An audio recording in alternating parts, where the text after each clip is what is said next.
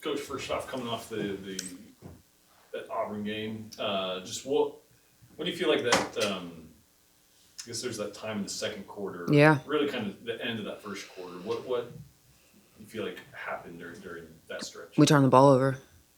Turned the ball over, and it led to points for them. I think we are up 8-6, and then we go down 12-8 at the end of the quarter. And then the second quarter, we just completely turn it over. They turn up their pressure a little bit more, and we either turn it over on the pass or they take it from us because of pressure. We travel. We just had 3 or 4 or 5 in a row really bad offensive sequences. And so it's what we talked about. They thrive off of live ball turnovers that lead to points for them, and they need those points in order to win. And I thought that's what the second quarter turned into. And our conversation with our team right now is just, our margin for error is really small, and there's a certain window offensively that we can't get outside of in terms of being behind, because we're just struggling right now to find consistent scoring. And so we can't let the margin get too big, and we just couldn't overcome that in the third and fourth quarter. Although we played much better in those quarters in terms of scoring and settling in some, it was too much to overcome.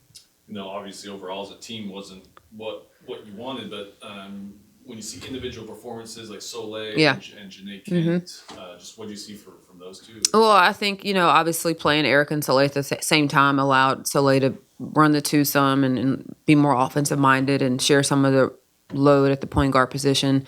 Janae got to the rim several times and then finally was able to knock down some threes. She's someone who can get to the rim with her size, and she got to take her time and finish. But I thought they played consistently. I thought Janae played really hard on both ends and stayed in it the whole time. And, Soleil's always been someone who can score for us. And I thought we needed that. It was a bright spot for us.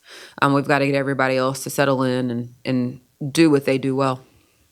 There's something about being on the road that I guess amplifies some of those deficiencies, that it just makes it harder to.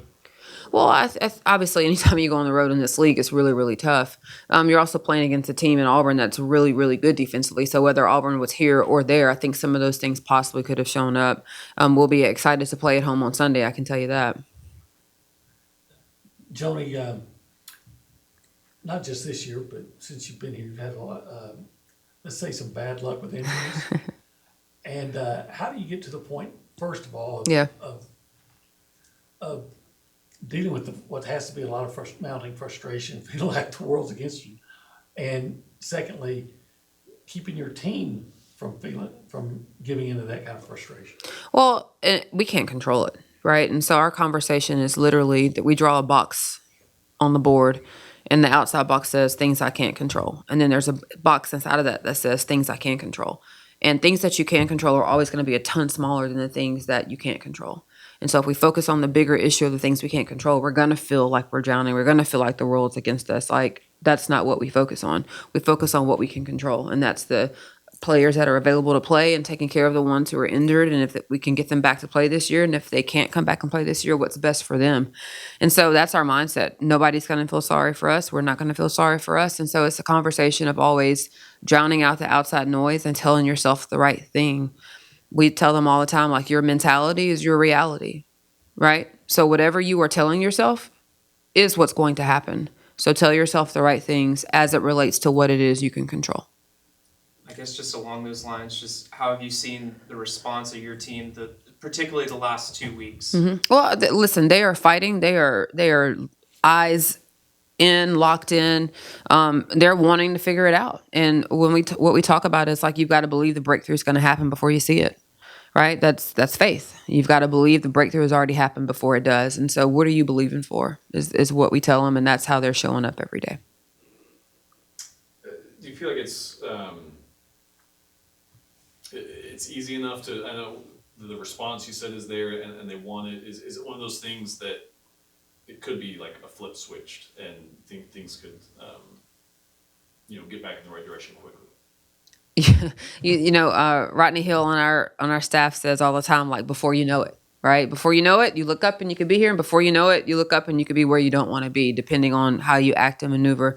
The shots that we're making, the shots that we're missing, are shots that I believe we can make. I think that as we continue to show them the right things, show them how we can make little tweaks here and there, hopefully those shots go in. You know, we were missing some shots at the rim. We're missing some wide open shots that I think we would typically make. Obviously, not having AC has something to do with that, because now the best defender is now guarding our next best person, and so everybody has shifted in that way. But yeah, I surely hope that it offensively we figure some things out. You look at Missouri on Sunday. Kind of what challenges does this one bring? They are constantly moving. They've got several people who shoot the three really, really well. They've got good size. Their guards are big.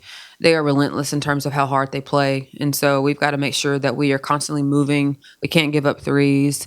We've got to try to establish ourselves inside, knowing they probably are going to pack the paint and dare us to shoot the basketball. So we'll watch film on them today and get started. The other thing about Sunday is that it is the Beat the Hell Out of Breast Cancer game, right? So we'll be in our pink uniforms, and we will at halftime honor survivors and celebrate the survivors, and also pay our respects to those we've lost. We've partnered with the Pink Alliance and the KL Cancer Fund, and it's a great opportunity for our players, our fans, our program to help bring awareness to a deadly disease, obviously, but also raise money to help Pink Alliance and the KL Cancer Fund. So we've got T-shirts for $10. The last 24 hours before the game, for every T-shirt that is sold, I will match the money that has been made off of that. So go buy a bunch of Beat the Hell Out of Breast Cancer shirts, and we'll see y'all Sunday.